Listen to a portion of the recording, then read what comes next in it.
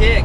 Today we're going to be working on my 2001 Ford F-250 7.3 Power Stroke diesel. And we're going to be working on the flatbed today. I'm going to be doing an oil change, but I'm not going to film that part. Boring. With that being said, I'm going to pull in here and get the old truck washed. Oh, nope, they're closed today. They are closed. That sucks. We'll go manually wash this sumbitch then. See if the parts store's open. I need to get a filler neck for this. I've been slacking on that. Yeah, I don't know why my steering wheel's cold and squeaky this morning. Looks like Uncle Kyle didn't bring his truck home. Looks like he's still home. Hi Kyle, I'm right next to your house. Alright guys, so what I've been doing, I went around to the store, got myself some fuel fill. This stuff is not cheap. This is $24 a foot. Some new clamps. I've been literally fueling my truck through the hole like this and then taking a bungee cord and bunging it cord up to the frame rail. I'm done. We got to get this done. So I've got the vent off. I'm gonna go ahead and get underneath the truck, undo it from the tank, and then I'm gonna pull this whole system apart, get it up here on the flatbed, and let's build a new system. How's that sound? Alrighty guys, so here's my filler neck for the flatbed. Well, this actually was for the stock bed.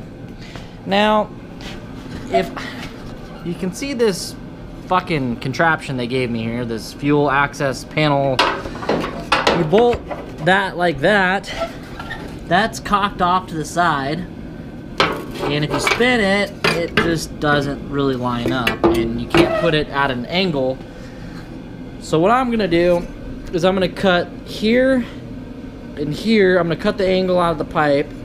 If you had a torch available, you could probably heat that up after I'd wash the hell out of it with water or something, so you don't light yourself on fire, because it does have diesel in it. But I'm just gonna go ahead and cut here, take the bend out. I'm gonna use my factory filler hose, and then I'm gonna use this to make my patch in the middle of that, and we'll cut that down to size. That's what I'm gonna do, and then I'm gonna extend the vent. So I'm gonna catch you guys here in a minute after I make some cuts and put that together. Alrighty guys, so here's what I came up with. I've got a straight piece now that has the ability to extend out to the size that I need. I'm gonna put two really good clamps on this, and then we're gonna use this piece to go through the flatbed, because it's already got a flat spot in it. It's the stock pliable one. This one's not very pliable that I bought. And then we're gonna have to build something for the vent too. So let me get this installed, and then we'll start thinking about what we're gonna do for that vent too.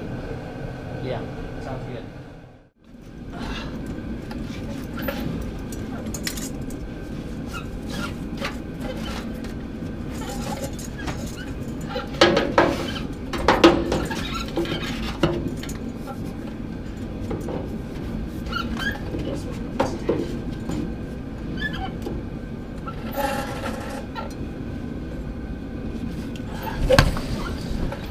I think that's a success right there. I'm gonna go on the other side and hook it back to the tank.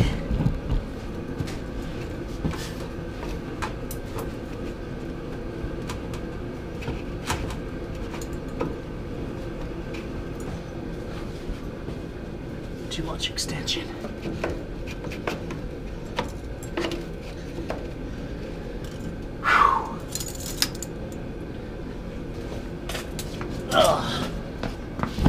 Months ago, tubers, I know.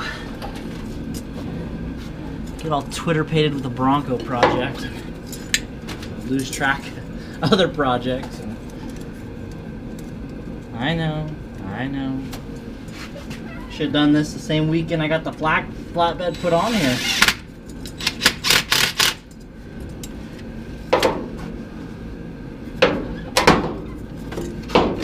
Okay, that moved. I don't want the small. Oh, where'd my robbing my socket, you little bastard. Oh, all right.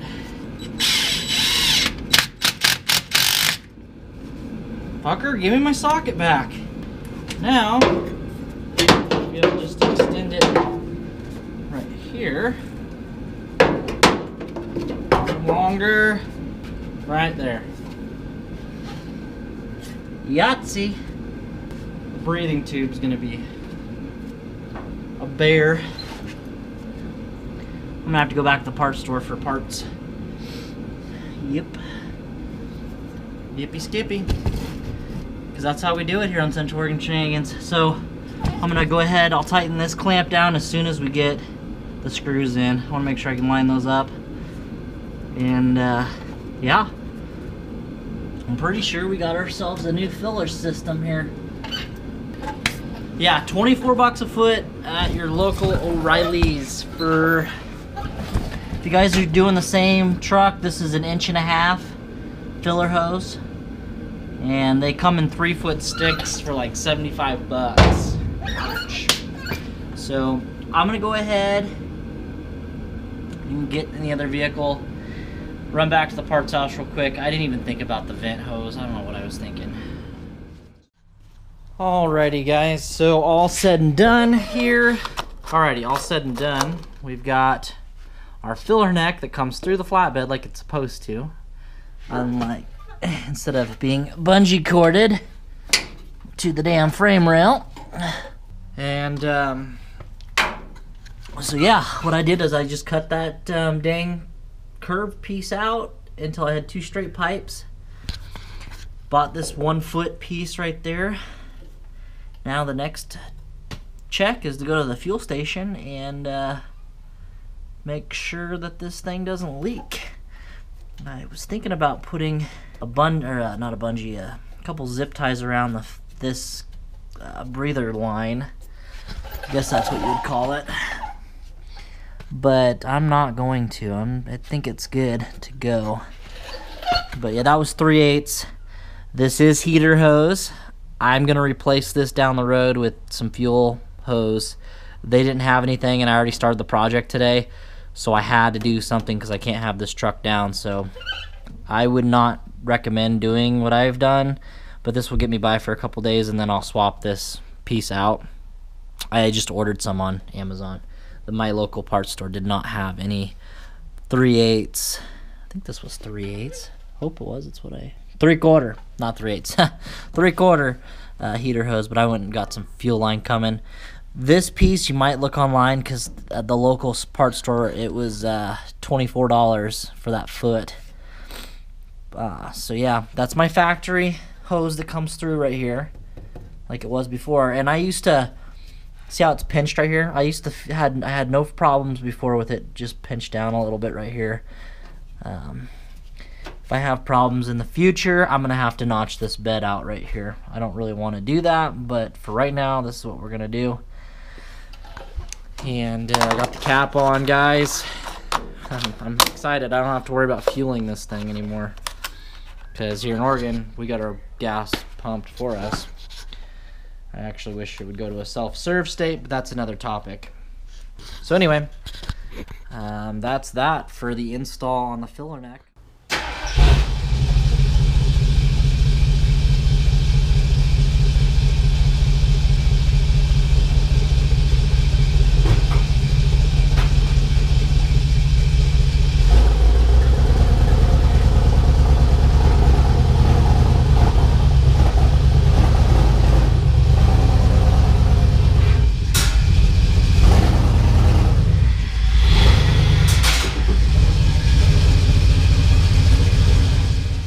If you like this video, give it a big thumbs up, comment down below, subscribe if you have not already, and we'll catch you next time on Central Oregon Shenanigans, guys.